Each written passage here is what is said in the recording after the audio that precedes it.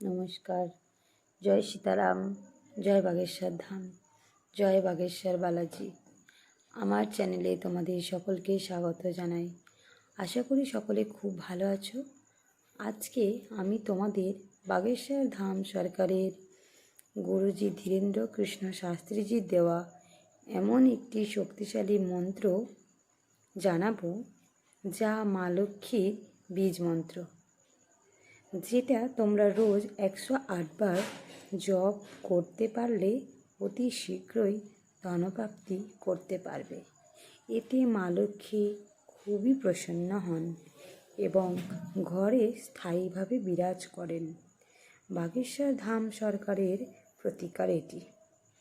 এই অত্যন্ত পাওয়ারফুল মা লক্ষ্মীর বীজ মন্ত্র জপ করলেই হাতে নাতে ফল পাওয়া যায়।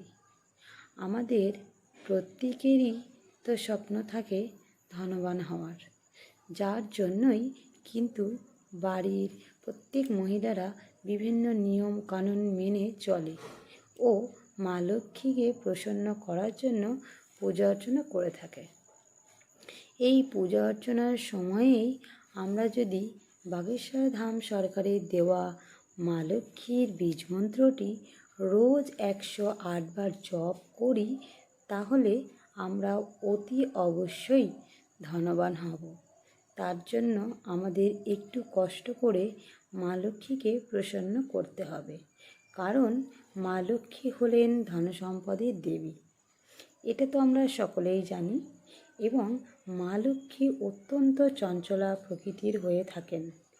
তাই মা লক্ষ্মীকে দীর্ঘ ও স্থায়ীভাবে নিজে গৃহে রাখার জন্য আমাদের মা লক্ষ্মীর শক্তিশালী বীজ মন্ত্রটি জপ করতেই হবে। তাহলেই মা লক্ষ্মী আমাদের কাছে ধরা দেবেন। তার জন্য বিশ্বাস সহকারে অতি অবশ্যই মন্ত্রটি করতে হবে। মন্ত্রটি হলো ওং শ্রীম হ্রিম শ্রীম কমলে কমলালয়ে নমঃ। এটি মা লক্ষ্মীর ধনপ্রাপ্তি মন্ত্র। মন্ত্রটি শেষে দেওয়া আছে, তোমরা সেখান থেকে মন্ত্রটি লিখে নিতে পারো ও দেখে নিতে পারো। মন্ত্রটি অতীব শক্তিশালী, তোমরা প্রয়োগ করে দেখতে পারো। প্রয়োগ করলেই বুঝতে পারবে যে তোমরা কি অত্যন্ত চমৎকার ফল পাবে। তো আজকে এই পর্যন্তই। এই রকম আরও গুরুত্বপূর্ণ ভিডিও নিয়ে আসব। তার জন্য প্লিজ একটা সাবস্ক্রাইব করে পাশে থেকো এবং আমার চ্যানেলের সঙ্গে জুড়ে থাকো। আর যদি মা লক্ষ্মীকে তোমরা সকলেই ভালোবেসে থাকো, তাহলে কমেন্টে প্লিজ জয় মা লক্ষ্মী লিখে কমেন্ট করো।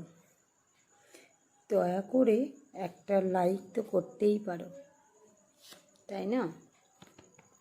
তাহলে আজকে এই পর্যন্তই। আবারও আসবো নতুন নতুন গুরুত্বপূর্ণ ভিডিও নিতে।